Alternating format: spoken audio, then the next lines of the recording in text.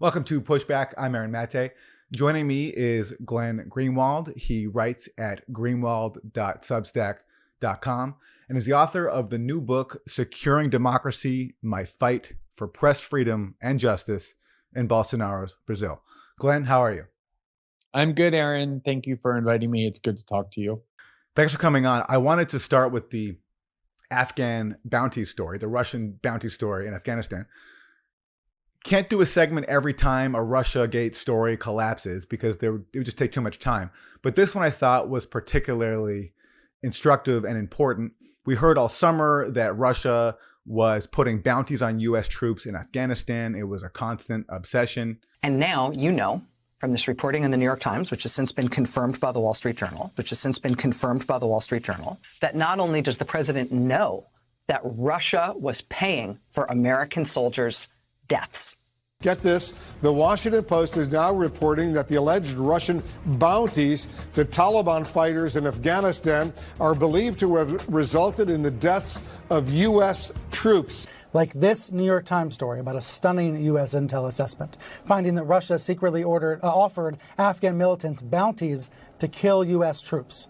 Vladimir Putin is paying to put bounties on the heads of American troops. The White House was warned about Russia offering bounties, actual bounties to kill U.S. troops in Afghanistan. He's not even there yet. He's still suggesting that the reporting about the fact that there were these bounties offered is fake. Meanwhile, your organization, the New York Times and others, are getting some fairly detailed reporting about how it actually works. Despite those denials over and over, sources tell CNN that last week the U.S. even shared that intelligence with British officials, as some of the British troops would have been targeted as well. Yeah, to say nothing of putting bounties on American troops. It's unbelievable, Joy. Yeah. Public reporting that Russia had bounties on the heads of American soldiers. And you know what a bounty is? It's somebody puts a price on your head and they will pay it if you are killed. I've gone head to head with Putin and made it clear to him we're not going to take any of his stuff. He's Putin's puppy. He still refuses to even say anything to Putin about the bounty on the heads of American soldiers. And then recently it collapsed with the Biden administration saying that it has low to moderate confidence in that allegation. I'm just wondering if you can talk about the significance of this story, the consequences that it had on geopolitics, and what it tells us about how our media handles claims like this. So the first thing that struck me about the story was the timing of it. And then the second thing that struck me about it was the usage.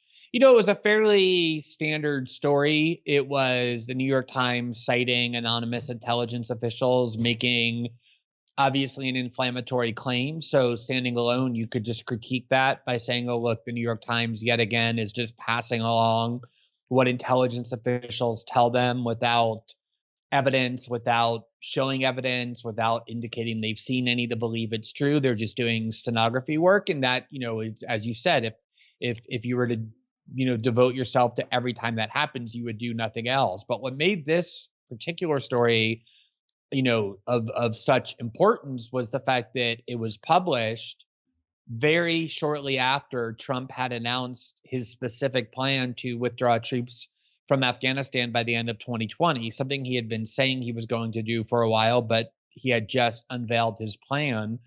And so I can't prove that the reason that those people told the New York Times that this happened was to sabotage the withdrawal plan, but obviously they knew that that would be a predictable result. And then what really drew my attention to it further was I watched the House Armed Services Committee hearing, which I think took place in July, where the $740 billion budget for the year was approved.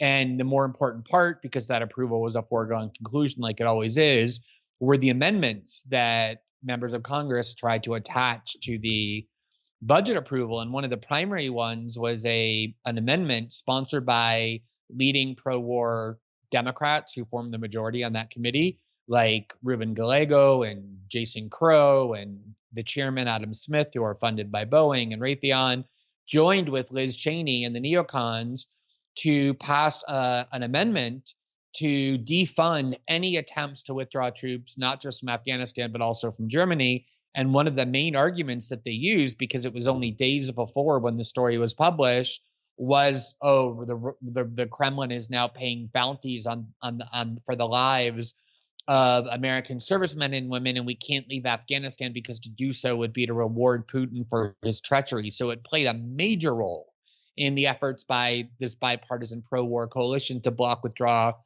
from Afghanistan. There was never any evidence for it. And as you know, what's so notable is that the Biden administration has basically admitted, the CIA keeps saying we have moderate confidence, but the NSA is arguing vehemently against it. They're saying, look, if this had happened, we have the Russians so covered in our digital surveillance that we would know about it, and we don't. So we have actually no confidence or very low confidence that this is true. And they debunked their own, the story that came from the intelligence community, obviously once Trump was gone, but also when the Biden administration needed the story to go away because now Biden wants to withdraw from Afghanistan. And so you just see how easily they manipulate these journalists and the news cycle and the dissemination of information for their own ends constantly. And I really put the blame on journalists who continue to launder whatever they say with no skepticism. You go back to that New York Times story, and again, it didn't say it was true. It said that intelligence officials said it, but from there, the entire press was off and running. The Washington Post, the Wall Street Journal confirmed the story, meaning they talked to the same CIA people or the same sources. And from there, it became, one cable segment after the next, outraged and indignant over this, villainous Putin who would pay to kill American soldiers. And it just became a proven fact in our discourse. And it turns out that there's basically no evidence for it all along. And even now, I'm not sure if you saw it, but Charlie Savage, who has done some incredible reporting in the past, he was one of the many years ago, he was one of the original reporters on this story. And I noticed over the summer that even as the conclusions of the NSA and other intelligence agencies like the Defense Intelligence Agency, even as those were being leaked and they were saying that there was no evidence for any of this, even back then there was an attempt by Charlie Savage and his colleagues at the Times to downplay what the other intelligence agencies were saying and to parrot what the CIA was feeding them. And even now, after the Biden administration takes the side of all the doubters who were saying that there's no intelligence for this, even now I've noticed still there's effort by the Times and Charlie Savage to not acknowledge the flaws that were there from the start in their own reporting. Yeah. Look, I made a joke about Charlie doing great reporting years ago. He won the Pulitzer, I think, in 2006 for his work on the effects of so-called signing statements by the Bush administration, basically to nullify laws enacted by Congress to limit what George Bush can do in the war on terror by basically saying we won't. I've known Charlie for a long time. I have respect for him as a reporter, not just from back then, but recently as well.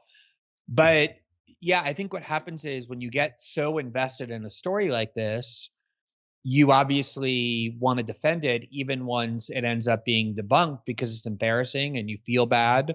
And also there's an allegiance that you have to your sources. So whoever told him this obviously is continuing to tell him that, no, this is actually, a story for which there's corroborated evidence. And I think the problem becomes that they get so close to their sources that they become basically the spokesman for those sources. But, also, Aaron, I think the other thing that happens is, Charlie Savage, the New York Times, they know what they're doing. So they publish a story like this. And if you argue with Charlie about it, as I've done publicly and privately, he'll say, and I'm not going to say anything he said privately, but publicly, he'll say, look, we didn't do anything other than say the truth, which is that the CIA concluded that this happened.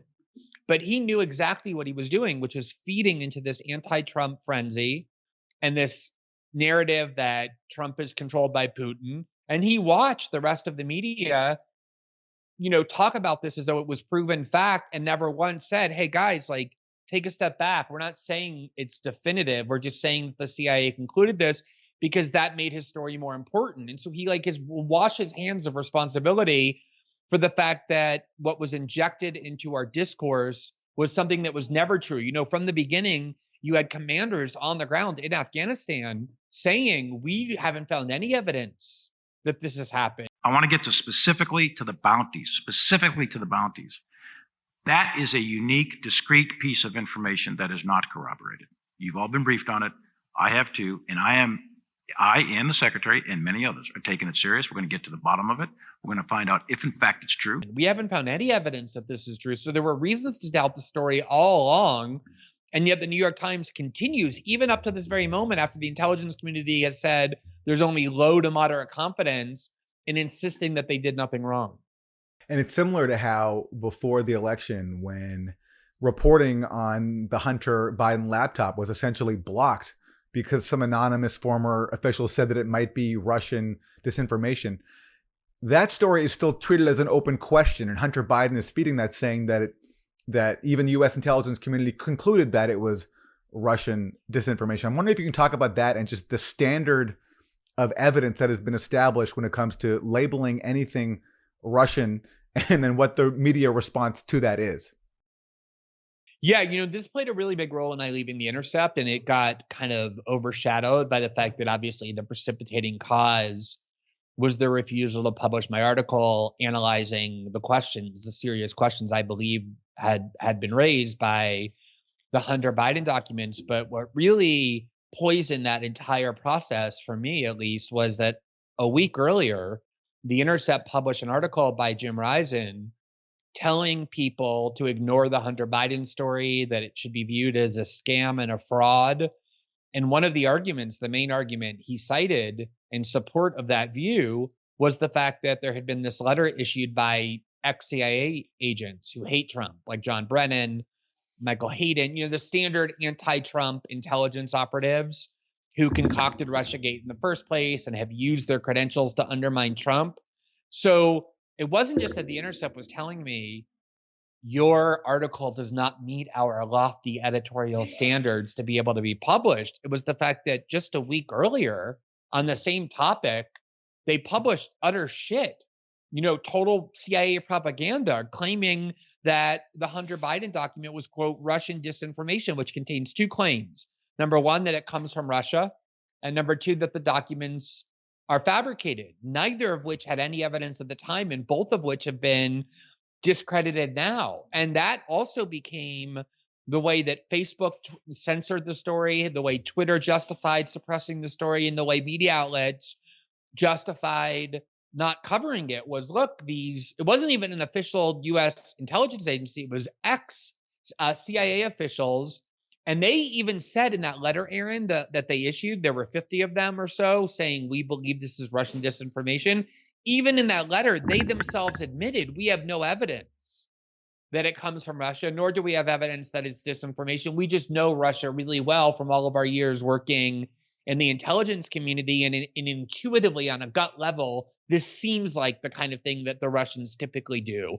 And, they were even more honest than the media outlets like The Intercept and many others, because they admitted that there was no evidence for it. But when it ended up appearing in The Intercept and many other places, they omitted that part. They said, they didn't say these intelligence agents say it's Russian disinformation, but admit they have no evidence for it, which is what you would do if you were even a minimally honest or skeptical journalist. They just endorsed this fabricated narrative that people should ignore the revelations of the Hunter Biden documents because it was Russian disinformation. And it was amazing to me to watch, after 4 years of falling on their faces over and over and over, repeating what the CIA told them to say about Russia, that they would just do that. But they were so desperate, this is like 2 or 3 weeks before the election, to make sure that nobody could accuse them of doing anything that might help Trump win, including doing their jobs by reporting negatively on Joe Biden, that they were just looking for an excuse, any excuse, and the CIA gave them one and they grabbed it. And in your article about the Russian bounties, you actually pointed out a brand new example of this on the exact same day that the Russian bounty story collapsed. So Biden administration acknowledges that the Russian bounty story basically is false. On that same day, the Treasury Department puts out a press release, and there's one sentence where they claim that Konstantin Kilimnik, who was a starring character in the Russiagate collusion fantasies, I think basically because he's actually one of the few people in the Trump orbit who has a Russian passport. But anyway, this Treasury press release says that they're sanctioning Kalimnik, and they claim, all of a sudden, something that Robert Mueller didn't claim and the Senate Intelligence Committee didn't claim, that Kalimnik is a Russian intelligence officer who passed polling data to the Russian government, supposedly for use in their sweeping and sophisticated interference campaign. Now, it's one sentence. There's no evidence. All of the efforts to investigate this claim before by Mueller and the Senate produced no evidence, and they acknowledged that in the reports. These reports also had some evidence, but didn't focus enough on the fact that Kalimnik is actually a valuable source for the West. He was a translator for Ukrainians in talking to U.S. officials in Ukraine. He provided information that was used by U.S. diplomats, and he spoke often with them. All that was either ignored or downplayed. And there's a lot of other countervailing information about Kalimnik that I've written about, and I'll be doing more soon. But anyway, regardless of the facts of him, this one sentence was then used as proof that all of the conspiracy theories about Trump-Russia collusion, and specifically Kalimnik's role, were true. The Trump campaign chairman gave a Russian intelligence officer the Trump campaign's internal strategy and polling data. That Russian intelligence officer then gave it to his bosses in the Russian intelligence agencies. And that presumably must have been very helpful to the Russian intelligence agencies in their concerted, contemporaneous efforts to target their attacks on our election to the maximum benefit of candidate Donald Trump. The chain here is the Trump campaign chairman, Paul Manafort, and his deputy chairman are giving polling data and strategic information about their strategy in the Midwest to Kalimnik, who the deputy chairman acknowledges they knew was a spy, or they believed was a spy. And in fact, as the Treasury Department has acknowledged, was a spy and was providing this to Russian intelligence, and not just Russian intelligence, but the same services that are involved in trying to help Trump win in that election. That's what most people would call collusion. Look, Aaron, I mean, there aren't many people who have a lower opinion of establishment liberal journalists than I do. You may be one of them, although I think we're probably more or less at the same place with that. So it's very hard for them to do anything that shocks me in a negative way. But that did. The Treasury Department called it a press release, right? They didn't even purport that it was something more elevated. They said it's a press release. They were announcing sanctions, and in passing to justify the sanctions, they made this assertion about passing polling data to Russian intelligence officials that, as you say, an 18-month investigation with unlimited resources, armless subpoena power couldn't demonstrate. And I watched immediately journalists like Chris Hayes and many others see that press release and then instantly treat that claim as true.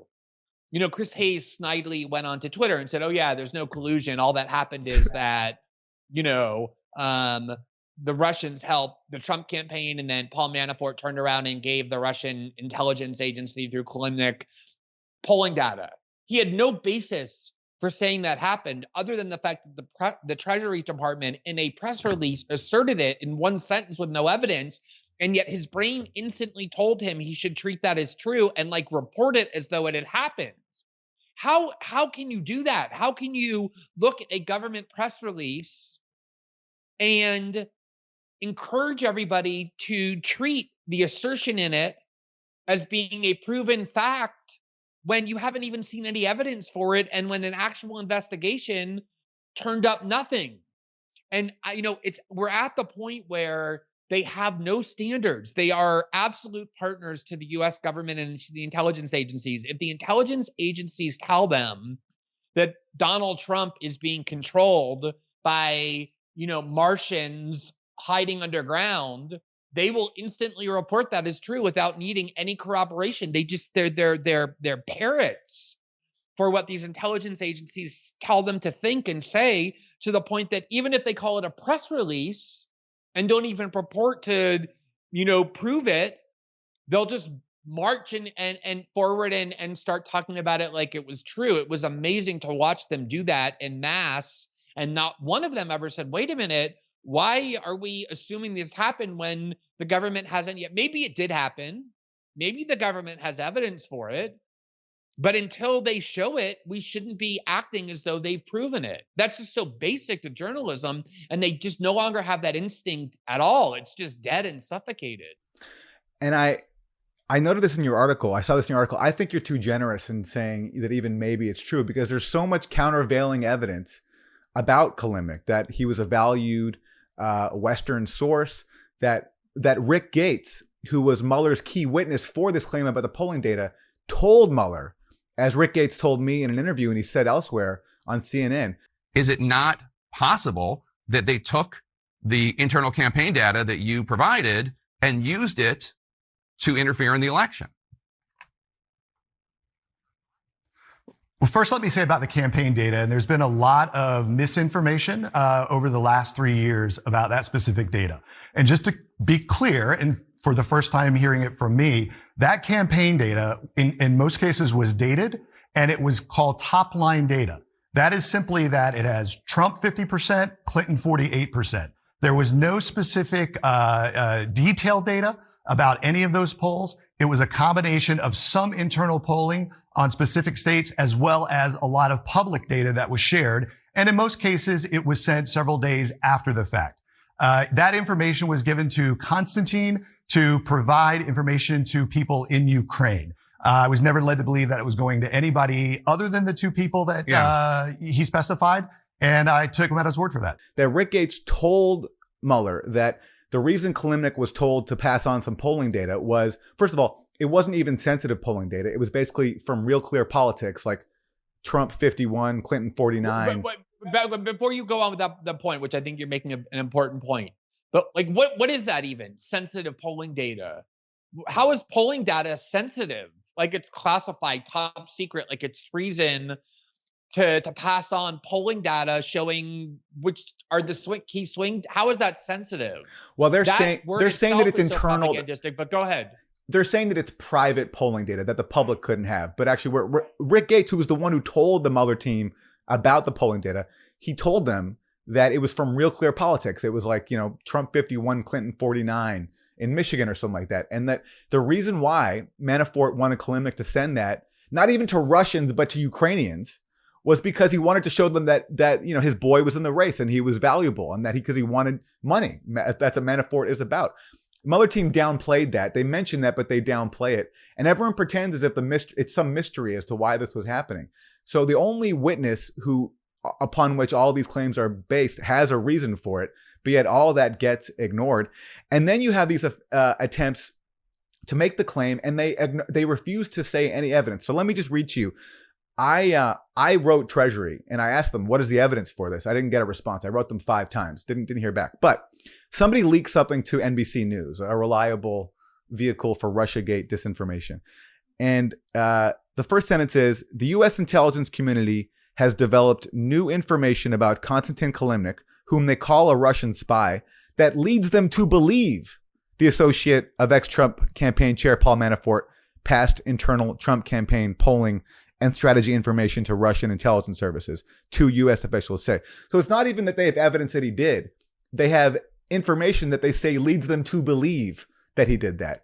So they're actually acknowledging there that they don't even have the evidence. And then they go on to say that they will not disclose when or how the U.S. came into possession of the new intelligence about Kalimnik, including whether or not the information was developed during the Trump or Biden administrations.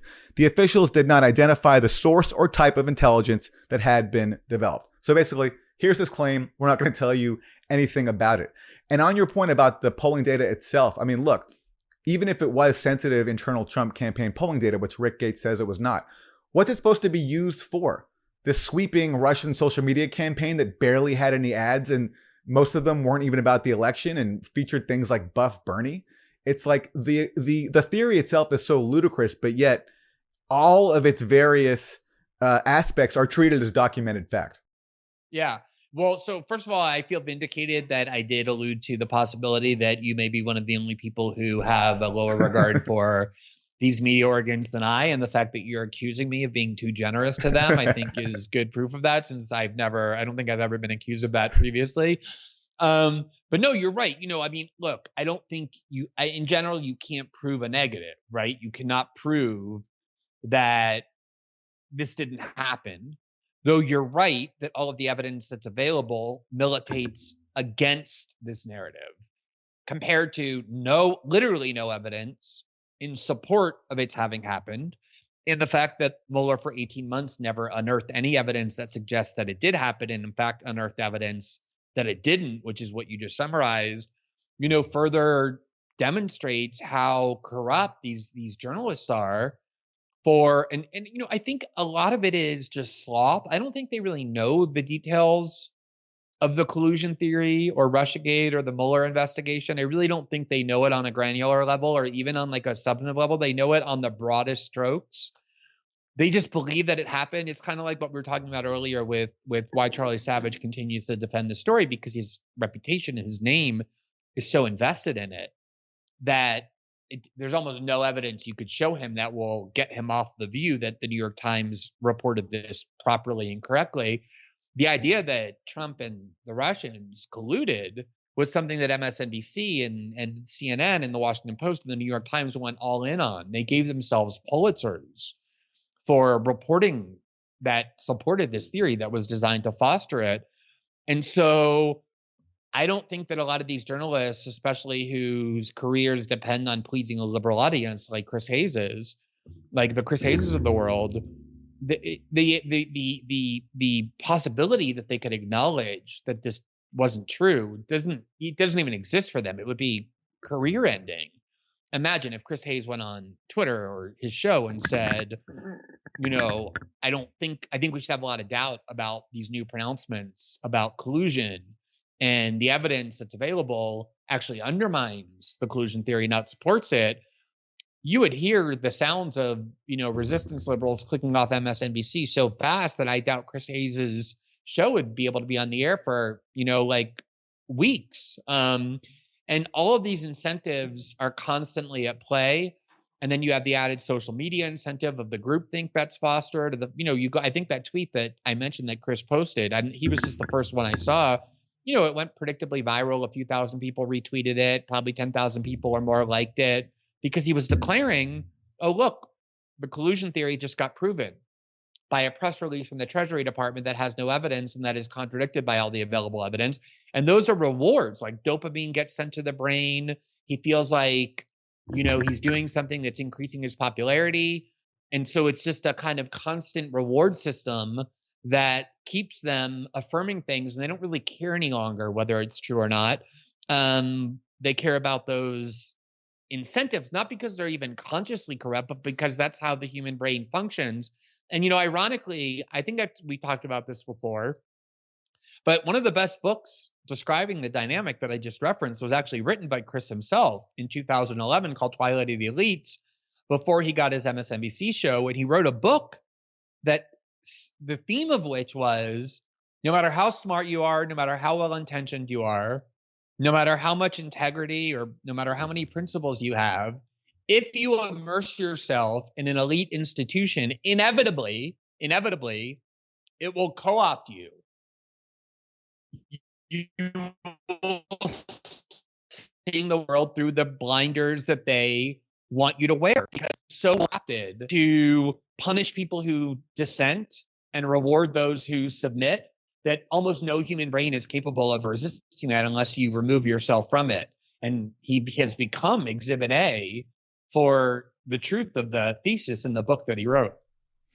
It sounds like the kind of people who fall into cults like QAnon, and that's why I call those who peddle in Russiagate disinformation BlueAnon. It has a similar incentive structure. It's comforting, helps explain reality. It has benefits. You're a part of something, helps explain a very complicated world, and it allows you to disengage from reality, which I think many people are trying to escape. I think for all the disparaging of QAnon members, I think there's some psychological projection going on. I don't know if you have any thoughts on that. No, I couldn't agree more. I mean, obviously, if you say to people in media that Rachel Maddow and, Wolf Blitzer and Don Lemon and Joe Scarborough and Chris Hayes and Lawrence O'Donnell are the functional equivalents of QAnon, they'll say that's absolutely crazy. QAnon believes these, insane, deranged conspiracy theories. What is more deranged than the view that the Russians had seized control of the American government and the levers of power through sexual and financial blackmail over the president? It's like the kind of movie script that Hollywood would reject on the grounds that it's just too wildly, fictitious to even try and convince people to pay attention for 90 minutes. And yet that's what they've been peddling for the longest time. And they do so in a way that's much more deleterious because they have a larger audience in QAnon. They have the credibility of these corporate institutions that carry with it a certain respect and credibility in elite circles that obviously QAnon lacks. But I think, you're absolutely right about the psychological and cultural incentives. Like, one of the benefits of QAnon is exactly what you said, which is it gives people a sense of community and belonging at a time when citizens in the United States lack that more than ever before. There was, even before the pandemic, there were all these warning signs blinking red. Your father obviously has done amazing work on exactly this dynamic that modern society is not giving human beings what we need, what our brains are constructed to require, like oxygen or water, which is a sense of belonging, a sense of community. We're all atomized. We're all, the secularization of Western democracies means we don't have religion any longer. We don't have spirituality. We have no way to understand and navigate the universe. That's why even before the pandemic, you had things like addiction and depression and anxiety disorders and suicide all radically increasing. And then you add on to that the pandemic, where we constantly have the fear of death and sickness, and we're isolated from one another more than ever before. And so there is this craving to kind of, have theories that give purpose and meaning. And conspiracy theories do that. It creates communities around which we can, kind of bond with other people. And I absolutely think that's a big part of what explains QAnon. But I also think it's a big part of what explains, the similar dependence on conspiracy theories and unified theories of purpose that these cable networks, to great profit for themselves, have been peddling as well. And all these theories have the added benefit for the people who run this country of avoiding the real power centers. In the case of QAnon, it's whatever all their deranged conspiracy theories are. In the case of BlueAnon, it's Russian oligarchs instead of U.S. oligarchs. And that's why I think it's helps explain its spread, because it doesn't threaten anyone actually in power. And really the focus on all these insane conspiracy theories benefits people in power. It's interesting. One of the reasons why I talk about Chris or Rachel is because I've known them for a very long time. I've known them personally. I was on their shows a decade ago. I know exactly what their intellectual and journalistic political trajectory has been. But, even taking a step back from those individuals, if you look at liberal and left-wing journalism, for a long time, it was focused, primarily on things like the evil of the CIA, or the menace posed by concentrated wealth in Wall Street, or the military-industrial complex. You go and look at any liberal digital outlet, BuzzFeed, the kind of BuzzFeed, Huffington Post, Vox, Vice, Access, or what journalists do who work at those liberal cable outlets, MSNBC and CNN, and you will find that they talk about those entities almost never. There's no reporting on any of those power centers because they don't regard them as malevolent. To the extent they talk about them, it's to disseminate their propaganda. It's to have John Brennan on and treat him like, a wise Socrates who deciphers the world for us. Or they peddle CIA, manufactured stories like Hunter Biden's laptop is Russian disinformation, or the Russians have put bounties on the heads of American soldiers. That's the only time they pay attention to those power centers, is to serve them and disseminate their propaganda.